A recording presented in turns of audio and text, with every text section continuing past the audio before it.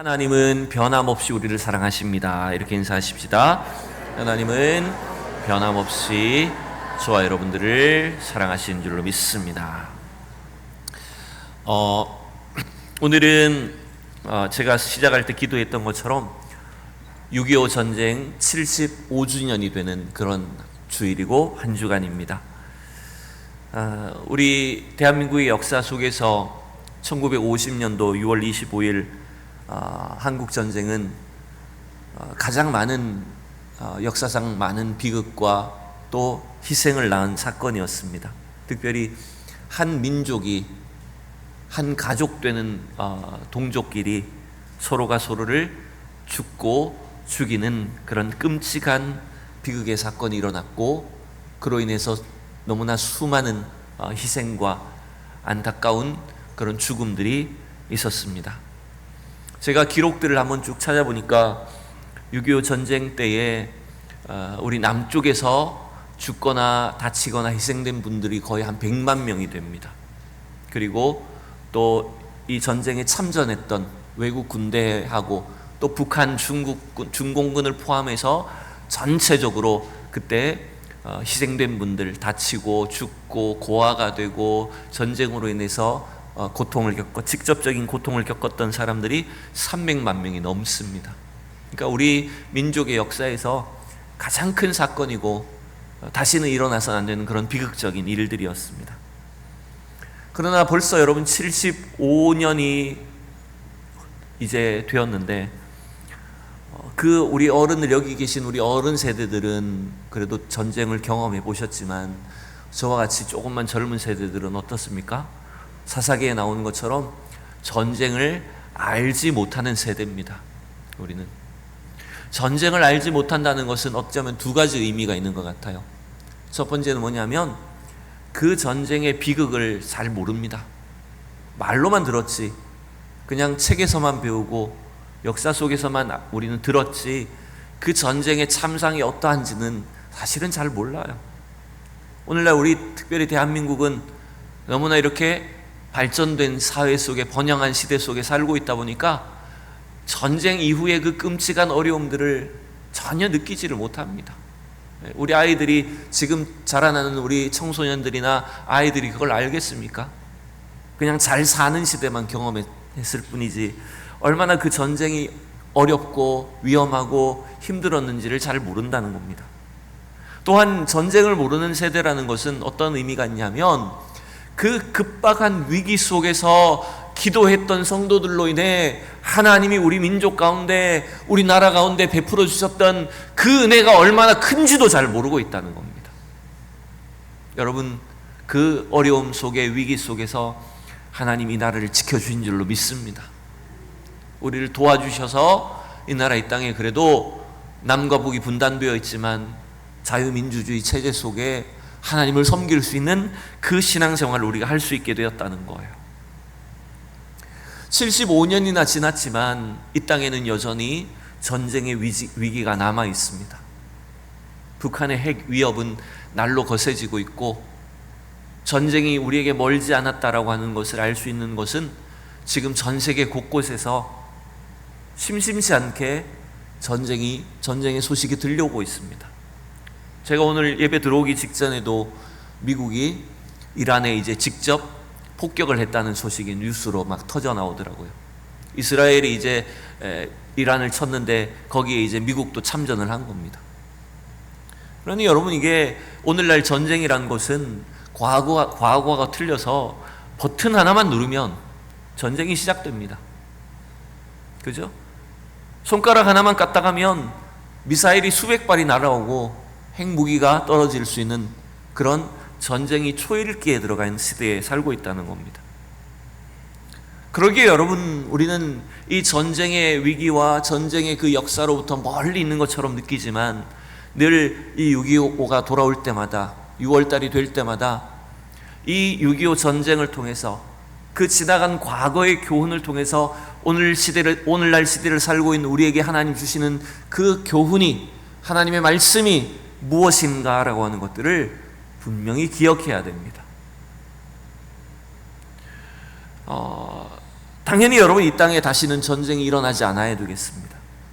그러기 위해서는 이 전쟁을 통해서 하나님이 우리에게 무엇을 말씀하시는지, 하나님이 성경을 통해서 우리에게 무엇을 깨닫게 하시는지를 발견하고 그 말씀의 교훈과 진리를 잘 붙잡을 수 있는 저와 여러분들이 될 수 있기를 축복합니다.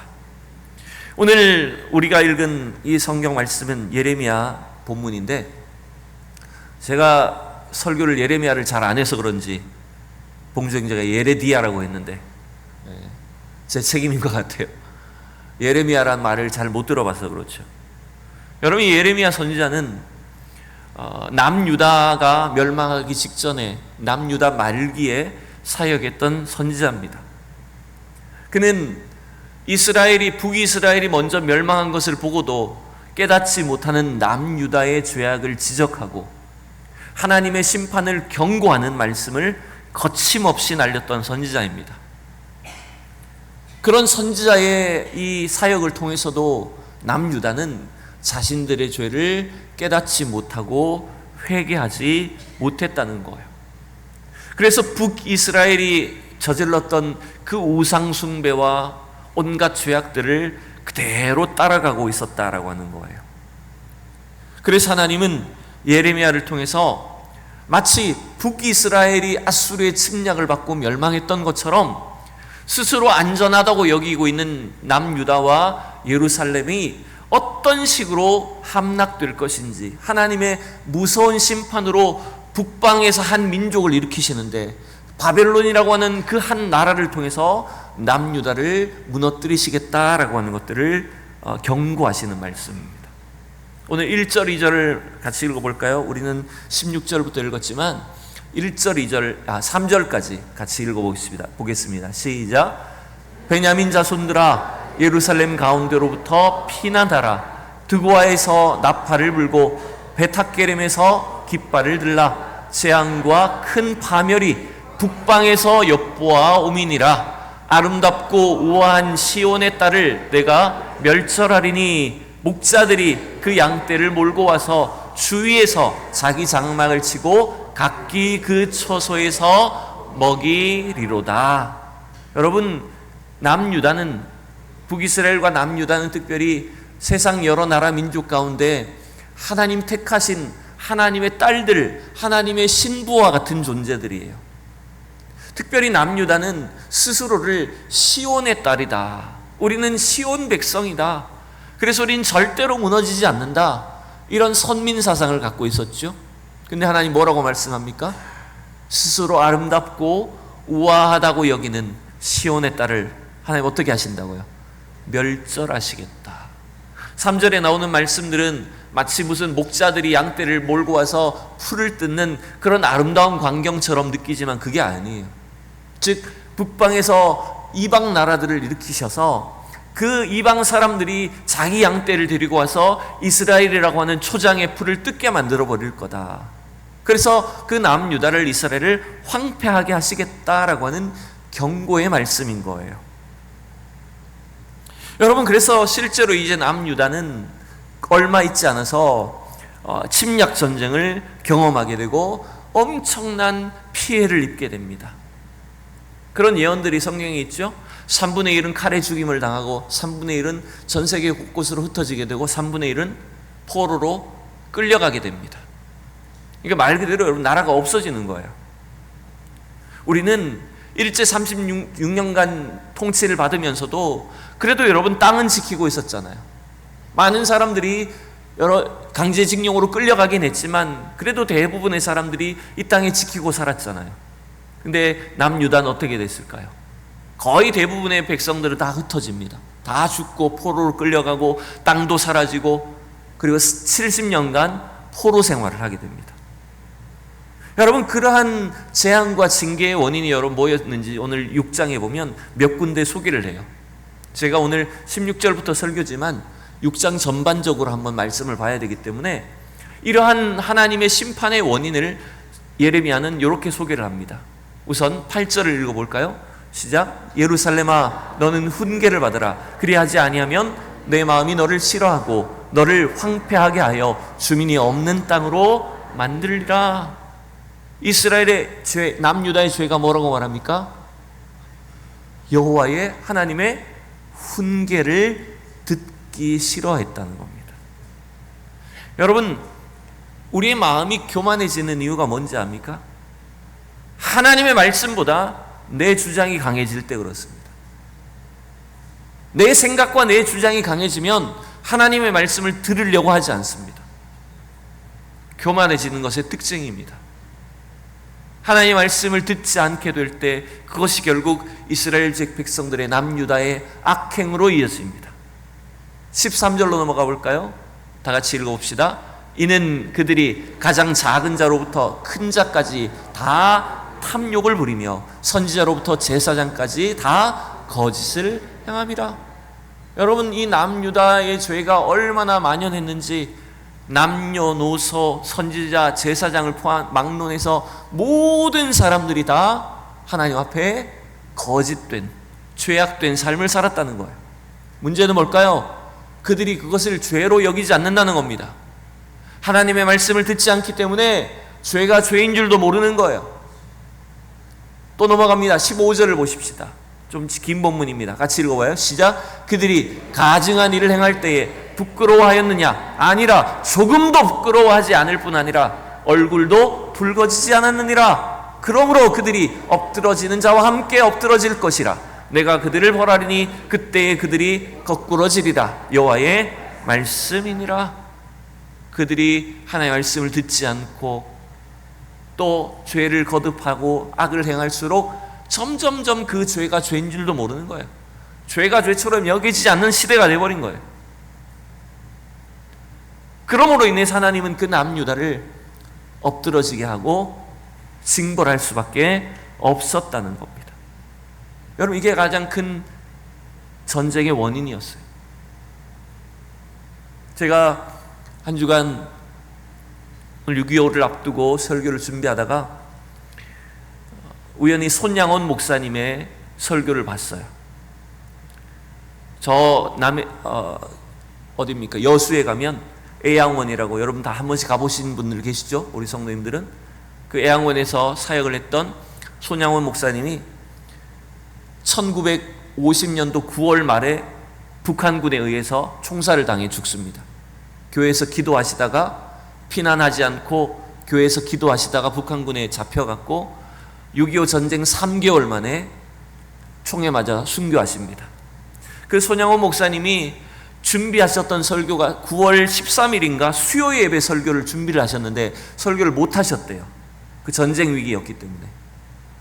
그때 그 전쟁에 대해서 이제 설교를 준비하신 것이 이제 마지막으로, 아마 그게 마지막 설교인 것처럼 발견됐는데 완성되지 않은 원고였지만 제가 그 설교를 쭉 읽어봤습니다. 물론 그때는 이 전쟁의 원인이 무엇인지, 김일성의 어떤 욕심, 야욕이 있었는지 제대로 밝혀지지 않았기 때문에 그렇겠지만 그 6.25 전쟁을 경험하면서 손양원 목사님은 그걸 뭐라고 표현하셨냐면, 이 전쟁은 하나님께서 우리 민족에게 내리신 징벌이라고 표현했습니다. 하나님이 우리 민족에 내린 징벌이라고 표현했어요. 왜 그랬을까요? 너무나 많아요. 제가 설교를 쭉 읽어보니까 위정자들로부터 국민들 한 사람 한 사람까지, 그리고 마지막에는 우리 기독교인들의 죄까지도 얼마나 자세하게 나열했는지 몰라요. 간단하게 말하면 이런 거예요.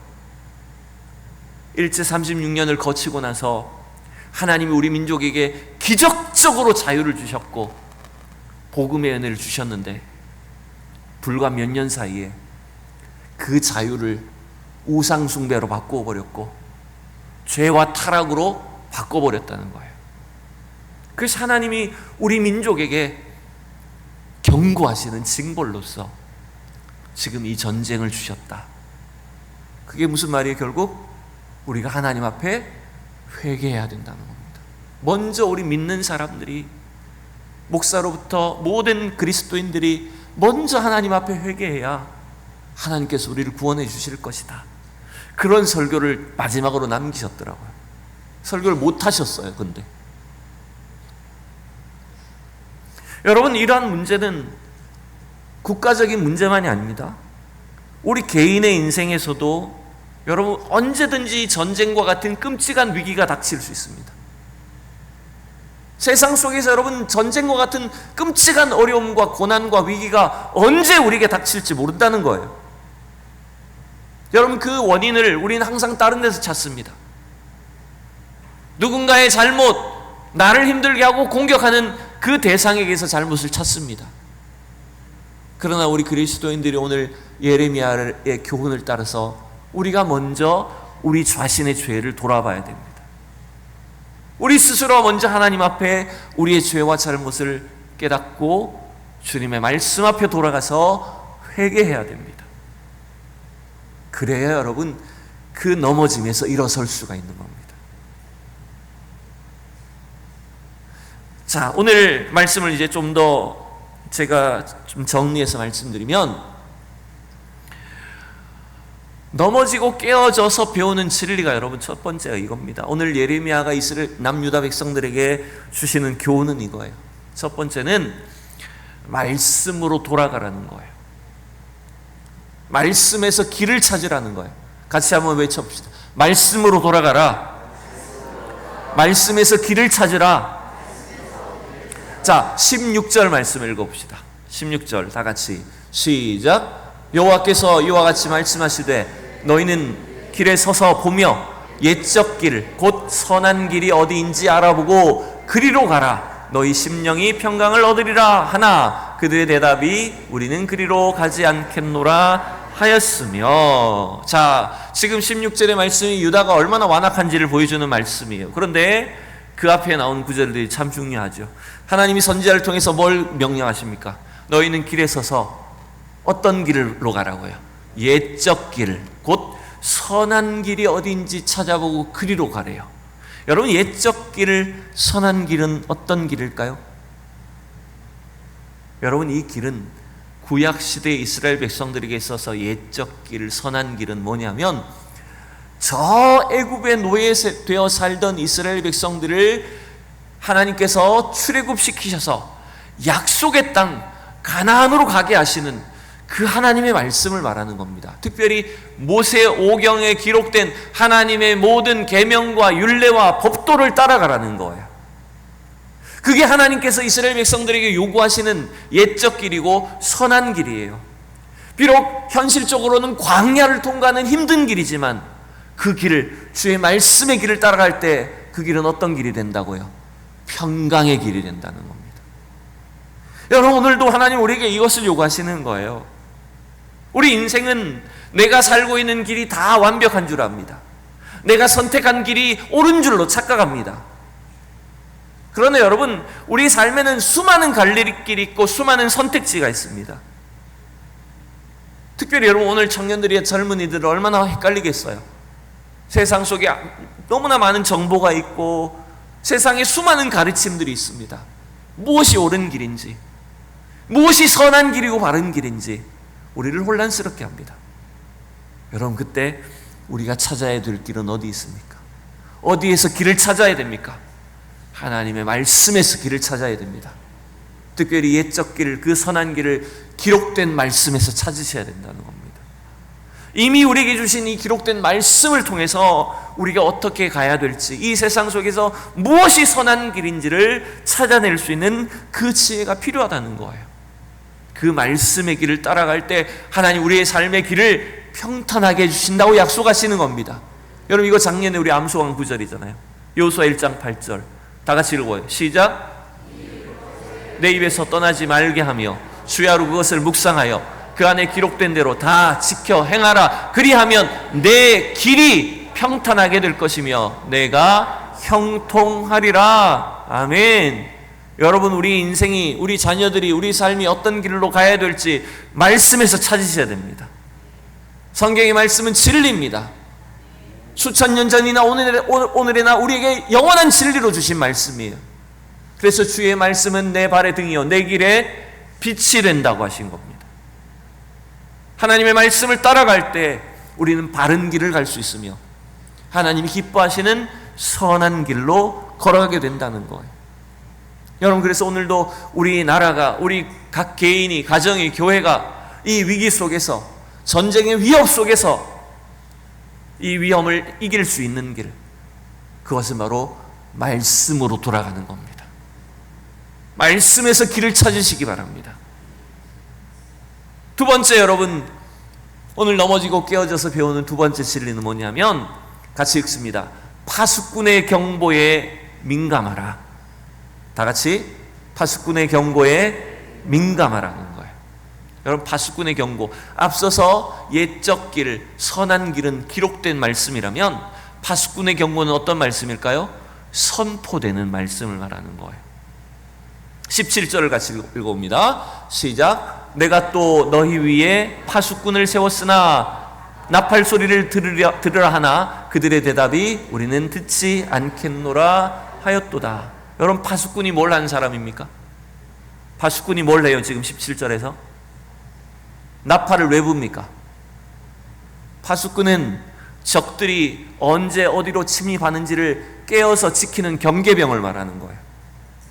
그래서 그 파수꾼이 깨어있기 때문에 모든 사람들은 다 편안하게 잠잘 수 있는 겁니다.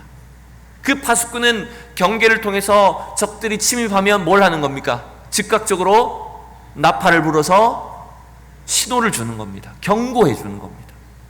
여러분, 그래서 이 파수꾼은 뭐냐 하면 하나님이 오늘 이 시대에 선포하는 말씀인 거예요.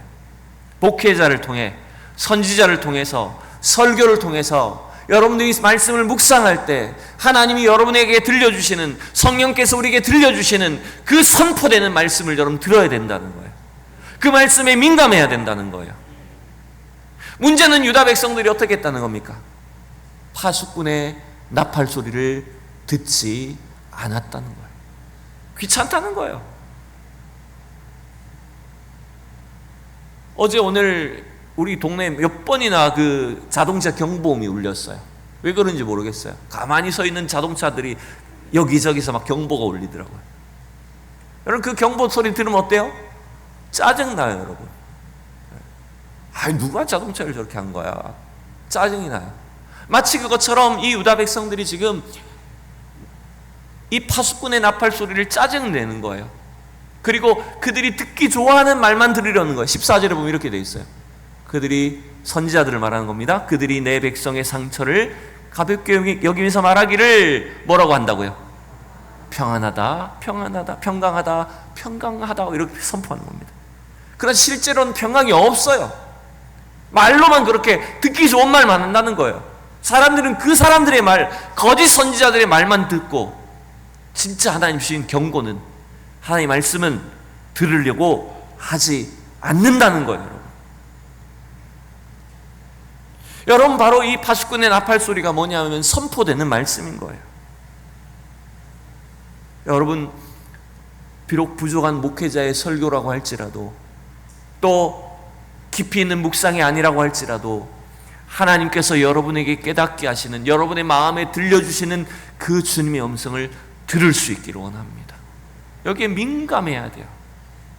오늘 이 파수꾼의 역할을 저는 6장에서 좀 더 찾아봤는데요, 6장 27절 이하에 보면 이런 내용이 나옵니다. 굉장히 중요해요. 27절부터 30절까지를 한 절씩 같이 읽어보겠습니다. 시작. 내가 이미 너를 내 백성 중에 망대와 요새로 삼아 그들의 길을 알고 살피게 하였노라. 자, 이게 지금 예레미야에게 하나님이 하시는 말이에요.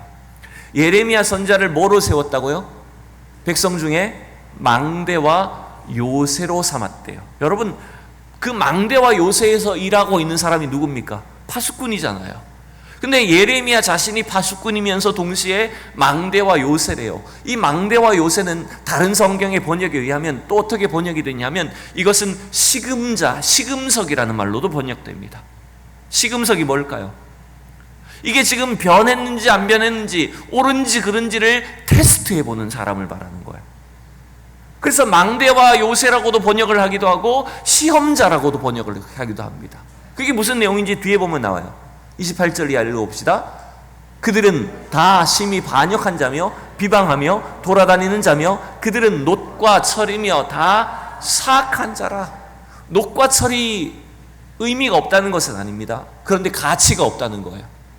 그래서 29절에 보면 풀무불을 맹렬히 불면 그 불에 납이 살라져서 단련한 자의 일이 헛되게 되느니라. 이와 같이 악한 자가 제거되지 아니하나니. 여러분, 풀무불을 단련해서 뭘 걸러내는 겁니까? 불순물들을 걸러내고 거기에 가장 귀중한 금이나 은을 재련해내는 거예요. 근데 지금 남유다 안에 제대로 된 은이 없다는 거예요. 불순물만 가득하다는 거예요. 그 테스트로서 예레미야를 보낸 거예요. 예레미야를 통해서 풀무불과 같이 이스라엘을 단련하는데, 남유다를 단련했는데 제대로 걸러진 은이 없어요. 그래서 어떻게 될까요? 마지막 30절 시작. 사람들이 그들을 내버린 은이라 부르게 될 것은 여호와께서 그들을 버렸습니다. 여러분, 무서운 말씀이죠. 하나님은 예레미야를 통해서 전쟁을 경고하고 바벨론을 통해서 실제 그 전쟁을 경험하게 하셨어요. 전쟁이라고 하는 풀무불을 통과하게 하시는데도 불구하고, 그 재련에도 불구하고 쓸만한 금이나 음이 없어서 하나님 어떻게 하셨다고요? 그들을 버렸다고 말합니다. 여러분, 그래서 이스라엘이 버려진 거예요. 여러분, 진짜 중요한 원인이 뭔지 압니까? 그들이 하나님을 버렸기 때문에 하나님도 그들을 버리는 겁니다. 여러분, 이게 오늘날 우리의 위기입니다. 우리가 하나님을 버리면 하나님 우리를 버리십니다. 과거에 우리가 얼마나 하나님 잘 섬겼고, 우리 선조들이 하나님 어떻게 예배했고, 옛날에 내가 신앙이 얼마나 좋았고, 여러분, 그거 별로 중요하지 않습니다. 지금 우리가 하나님을 버리면 하나님 우리를 버리시겠다고 경고하시는 거예요. 그래서 이 하나님의 말씀에, 선포되는 말씀에 민감하셔야 됩니다.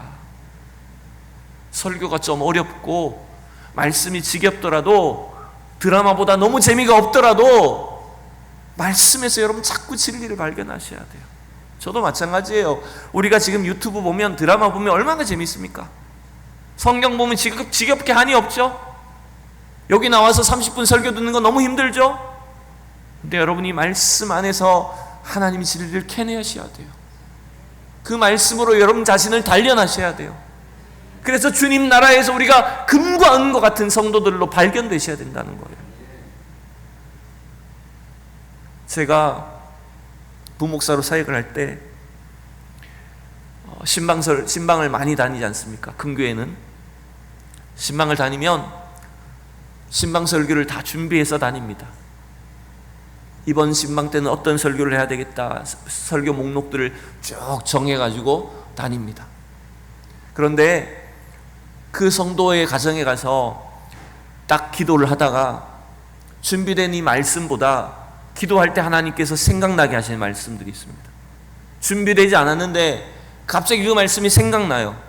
그러면 대체로 뭐냐면 그 말씀을 전하라는 거예요. 그 가정에 필요한 말씀을, 이걸 전하라고 하나님께서 깨닫게 하시는 경우가 참 많아요. 그래서 제가 열심히 준비한 설교보다 그때 하나님께서 깨닫게 하신 말씀을 선포하면 성도들이 더 은혜를 받습니다. 어느 한 권사님의 집에 갔어요. 그날도 준비된 목록이 있었지만 기도하는 가운데 하나님 자꾸 요한복음 4장 말씀을 생각나게 하시는 거예요. 요한복음 4장에 무슨 내용이 나옵니까? 성전 미문에 앉아있던 안진뱅이 거지를 베드로와 요한이 예수의 이름으로, 나사렛 예수의 이름으로 일으켜 세웠던 장면이 나오지 않습니까? 그 장면이 자꾸 생각나는 거예요. 그래서 그 본문을 읽고 그 권사님 가정에 말씀을 선포했어요. 어떤 말씀일까요? 권사님, 신앙이 지금 주저앉아 있습니다. 주님께서 일어서라고 말씀하십니다. 왜 이렇게 주저앉아 계십니까? 일종의 야단치는 설교예요. 그 권사님이 펑펑 우셨어요. 자기에게 주는 말씀인 걸 깨달았어요. 여러분, 하나님이 우리에게 순간순간 깨닫게 하시는 말씀을 여러분 민감하게 반응하셔야 됩니다. 그래서 그 말씀에 우리가 어떻게 반응하고 어떻게 따라가느냐 하는 것이 여러분의 오늘 현재의 삶을 바꾸어 놓는 거예요. 그래서 오늘 예레미야를 통해서 이 전쟁의 위기 속에 이 말씀의 민감성을 깨닫게 하시는 겁니다. 여러분. 세 번째, 넘어지고 깨어져서 배우는 진리가 뭔지 압니까? 그게 뭐냐면 실수하고 넘어지더라도 순종을 요구하신다는 거예요. 때때로 하나님 우리를 넘어뜨리시고 버림받은 것처럼 하나님 앞에 멀어진 것처럼 느껴질 때가 있습니다. 그러나 그 이유가 뭔지 압니까? 하나님 우리에게 겸손을 요구하시는 겁니다. 순종을 배우게 하시는 것입니다. 20절을 읽어봅시다. 20절 시작. 시바에서 유향과 먼 곳에서 향품을 내게로 가져오면 어찌함이냐. 나는 그들의 번제를 받지 아니하며 그들의 희생제물을 달게 여기지 않노라. 여러분, 시바의 향품은 뭡니까? 시바의 유향과 향품은 최고급을 말하는 겁니다. 프랑스산, 이탈리아산 최고급 명품을 가지고 온 거예요. 이거 하나님께 드리겠다고. 저 같으면 엄청 좋아합니다. 하나님 어떻게 하신다고요? 아무리 값비싼 세상의 재물, 금은보화를 내게 가져와도 나는 그 예물 하나도 안 기뻐한다는. 이미 하나님은 사울에게 말씀하셨습니다. 천천의 수양보다, 만만의 기름보다 하나님 뭘 찾으신다고요? 순종을 찾으신다. 순종이 뭐보다 낫다고요? 제사보다 낫다고요. 하나님께서 요구하시는 것은 우리가 겉으로 뭔가 화려하게 하나님께 드리고 하나님의 뭔가 대단한 걸 나타내는 게 아닙니다. 우리의 순종을 요구하시는 것입니다. 그래서 이렇게 순종하지 않는 이 남유다 백성들을 경고하시기 위해서 21절에 뭐라고 말합니까? 내가 이 백성 앞에 장애물을 둘 거다. 아버지와 아들이 함께 거기에 걸려 넘어지고 이웃과 친구가 함께 멸망할 거다. 여러분, 이것도 잘 이해하셔야 돼요. 왜 하나님께서 넘어뜨리시는지 압니까? 왜 하나님께서 주저앉히시는지 압니까? 순종을 배우라는 거예요. 그 넘어짐의 자리에서, 실패의 자리에서, 교만했던 그 자리에서 다시 하나님 앞에 순종하기를 요구하고 계시다는 거예요. 진짜 그 문제는 넘어졌는데도, 전쟁을 통해서 지금 위기를 경험했는데도 깨닫지 못하는 게 문제입니다. 겸손을 배우지 못하고 순종을 배우지 못하는 것이 문제라는 거예요. 그 넘어짐의 자리에서 우리가 겸손해지기만 하면, 하나님 말씀에 민감해서 그 말씀에 순종하기만 하면 하나님 다시 우리를 크게 일으켜 세워주실 것이고, 우리 가정도 나라도 다시 한번 하나님이 주시는 놀라운 부흥과 회복을 주시겠다라고 약속하시는 거예요. 그래서 예레미야가 우리가 암송하는 구절에 뭐라고 말합니까? 너희를 향한 나의 생각을 내가 안 하니 평안이요 재앙이 아니니라. 하나님이 비록 전쟁을 통해서 남유다를 주저앉히시지만, 넘어뜨리시지만 그것은 재앙이 아니라 오히려 평안이라는 거예요. 미래와 희망을 주는 것이라고 말해요. 왜? 그들이 순종을 배우기 때문이라는 겁니다. 여러분, 오늘 이 말씀을 통해서 다시 한번 6.25 75주년을 돌아보고 우리 민족에게 우리 개인의 신앙에 주님이 주시는 말씀을 들을 수 있기를 원합니다. 75년 전 6.25는 하나님이 우리에게 주시는 경고였습니다. 그때 성도들은 그 경고의 말씀에 귀를 기울였고 겸손히 다시 순종했고 하나님의 말씀을 따라갔을 때 이 남쪽 대한민국에 복을 주셨습니다. 오늘 다시 한번 그 명령을 우리에게 주고 계십니다. 이 전쟁의 위협 속에서 우리가 하나님의 말씀에 어떻게 귀를 기울이는가, 하나님의 말씀에 어떻게 순종하는가 라고 하는 것이 오늘 우리 개인과 가정과 교회와 이 민족의 운명을 바꾸게 될 것입니다. 여러분, 오늘도 이 주님의 말씀에 기꺼이 순종하며 다시 말씀의 길로 나아가는 저와 여러분들 되길 수 있기를 축복합니다.